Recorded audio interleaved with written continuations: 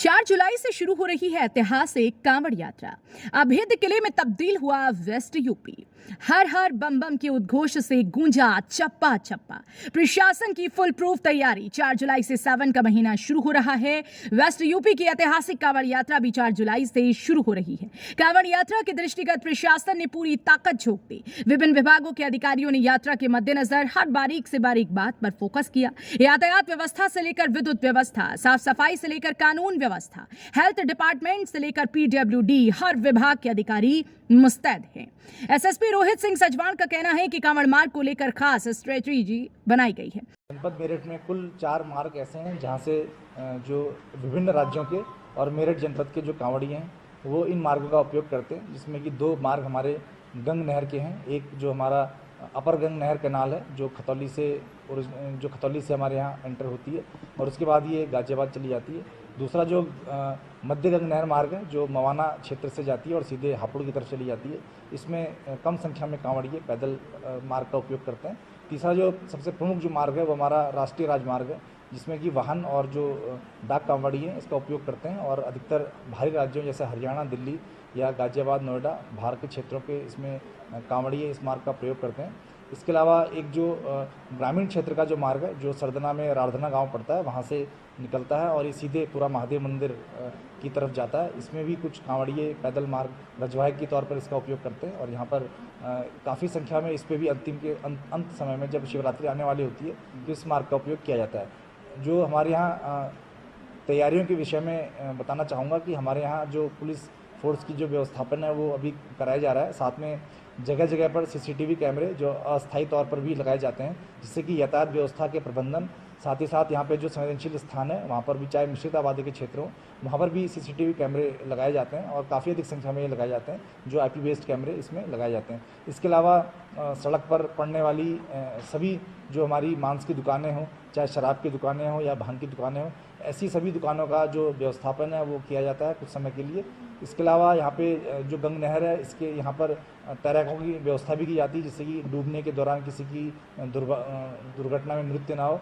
यातायात डाइवर्जन किया जाता है, जिसमें कि इस पूरे समय में जनपद मेरठ के अंदर जो भारी वाहनों का जो आवागमन है वो पूर्णतः प्रतिबंधित रहता है। केवल जो हल्के वाहन है उनका डाइवर्जन जो देहरादून की तरफ से जाने वाले वाहन होंगे वो हापुड़ की तरफ से एंटर करते हैं और किठौर, परीक्षितगढ़, मवाना, छोटा मवाना होते हुए ये सीधे रामराज की तरफ निकल जाते हैं और यही मार्ग वापसी के लिए भी उपयोग में लाया जाता है। जो हमारे रोडवेज़ की जो बसें हैं इनका जो बस अड्डे होते हैं ये शहर की बाहरी सीमाओं पर ये चले जाते हैं। इनको अस्थायी तौर पर 10 दिनों के लिए बाहरी सीमाओं पर इनको भेजा जाता है। इसके अलावा शहर के अंदर जो हमारी सिटी बसें हों या अन्य बसें हों, इनका भी जो आवागमन है वो प्रतिबंधित रहता है। केवल शहर के अंदर जो अंतिम के दिनों में जब भीड़ भाड़ बढ़ जाती है तो एक तरफ की जो लेन है उसमें आवागमन किया जाता है और एक लेन जो है वो कांवड़ियों के पैदल मार्ग के लिए इसमें सुरक्षित रहती है।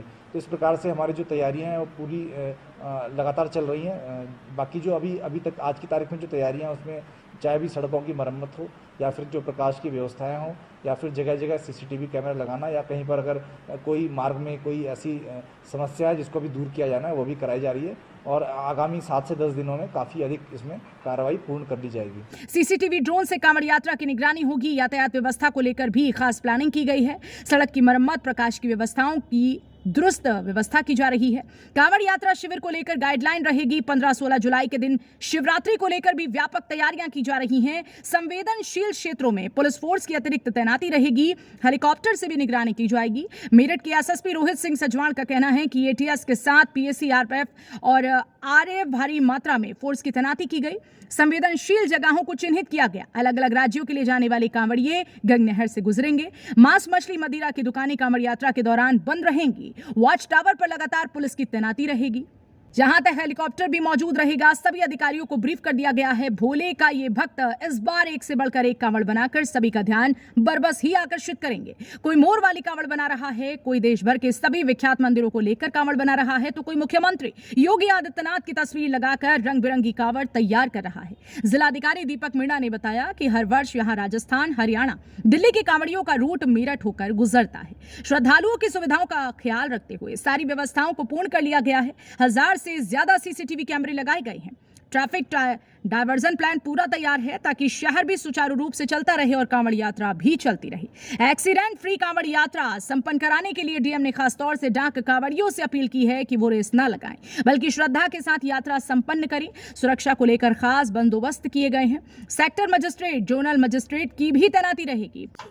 देखिए, जैसे सब लोग जानते हैं कि इस बार शिवरात्रि 15 तारीख को हमारे पड़ रही है और उसी हिसाब से उस दिन सबसे ज़्यादा भीड़ मंदिरों में और जल चढ़ाने के लिए रहती है। और ज़्यादातर चाहे दिल्ली, राजस्थान, हरियाणा या हमारे बुलंदशहर, बागपत या और भी डिस्ट्रिक्ट्स और प्रदेश के जितने भी कांवड़ियाँ हरिद्वार से जल लेके चलते हैं, उनका ट्रांजिट रूट हमारा जनपद रहता है। तो मैक्सिमम इन्फ्लक्स मेरठ में रहता है, इस वजह से काफ़ी सेंसिटिव भी रहता है। तो हम लोगों ने पूरी पर्याप्त व्यवस्था की हुई है। हमारे प्रमुख मार्ग 4 हैं यहाँ पे, जिनका पैच मरम्मत और उनको सही तरीके से सुचारू रूप से कर दिया गया है। उनके अराउंड जो नहर हैं उनकी या जो भी आसपास के पेड़, जंगली पेड़ ये सब हैं, सबकी सफाई लगातार हम लोगों ने कर दी गई है। नहर में पर्याप्त मात्रा में सुरक्षा या पानी के आसपास जो रोड चल रही है जहाँ पे लोग नहाते या लोग नीचे उतर के कुछ अपना स्नान करते हैं, वहाँ पे भी पर्याप्त सेफ्टी इक्विपमेंट्स और रस्सियाँ और गोताखोरों की व्यवस्था की गई है। कांवड़ संघों से लगातार बात हो रही है कि किस तरीके से कहाँ कांवड़ लगने हैं और कौन से मानक का अनुपालन करना है। तो सभी लोगों ने अपना पॉजिटिव रिस्पांस भी दिया है और सब लोग जिला प्रशासन और पुलिस के साथ मिलकर जो भी एक तरीके के निर्देश हैं उनका पालन कर रहे हैं। इसके अलावा विद्युत सुरक्षा हो, चाहे वो पॉलिथीन्स लगानी हो पोल्स पे या ट्रांसफार्मर्स की बैरिकेडिंग करनी हो, वो हमने की गई है। 7,000 के आसपास पोल्स हैं और 150 के आसपास ऐसे ट्रांसफार्मर्स हैं जो रूट पे पड़ते हैं। इसके अलावा 1000 से ऊपर सीसीटीवी कैमरास लगाए गए हैं और इस बार पहली बार सीसीटीवी कैमरेज के साथ हमने पब्लिक एड्रेस सिस्टम को भी जोड़ा है। तो एक जगह से हम अनाउंसमेंट कर सकते हैं अगर पब्लिक को कुछ भी हमें अनाउंसमेंट करना है। हमारे सारे सीसीटीवी कैमरास ज़्यादातर आईपी कैमरास है, तो सतत निगरानी हमारे यहाँ से हेडक्वार्टर भी उनको डायरेक्टली देख सकता है। इसके अलावा जो हमारी मीट शॉप्स हैं या लिकर शॉप्स हैं, उस पर भी पर्याप्त रिस्ट्रिक्शंस और जहाँ जहाँ चौथाई बदलनी थी वो हमने बदली है। और उसके अलावा जो भी जब इन्फ्लक्स बढ़ेगा या लोग ज़्यादा आएंगे तो उनको बंद करने का जो भी निर्णय लेना है उस हिसाब से लिया जाएगा। हमने ये भी अपील की है लोगों से कि शहर में जिनको राजस्थान, हरियाणा, दिल्ली जाना है वो बाईपास से जाएं और शहर अननेसेसरी में क्लटर ना हो और जिसकी वजह से जाम की समस्या ना हो। विगत वर्ष हमने ये एक्सपेरिमेंट किया था और ये काफ़ी लोगों ने इसको माना और इस वजह से शहर में बहुत ज़्यादा जाम की स्थिति नहीं हुई। इस बार इसको और इम्प्रूव करके हम लोग करवाएंगे।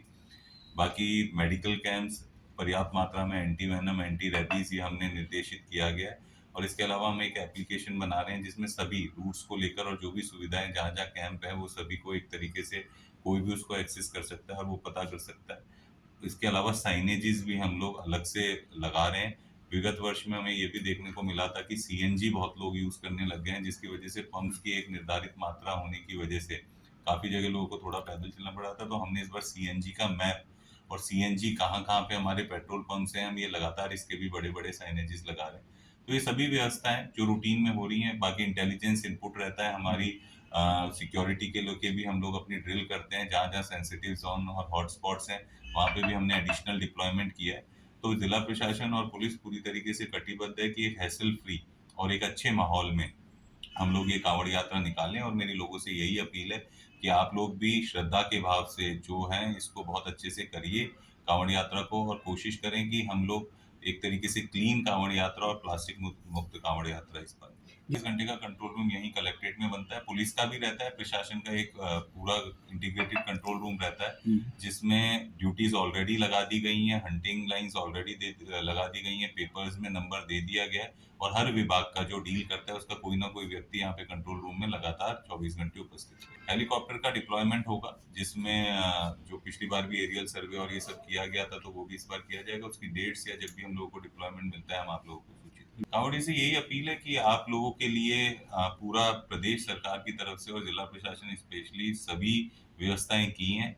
आप लोग को कोई प्रॉब्लम इस जनपद से गुजरने में नहीं होगी। आप लोगों से भी एक मेरी विनती है कि आप भी अपने लेवल पे जो हम बोल रहे हैं कि प्लास्टिक मुक्त उसको रखें और कोई भी समस्या हो हमारे नंबर्स या जो भी हम साइनेजेस और सब जगह लगाएंगे।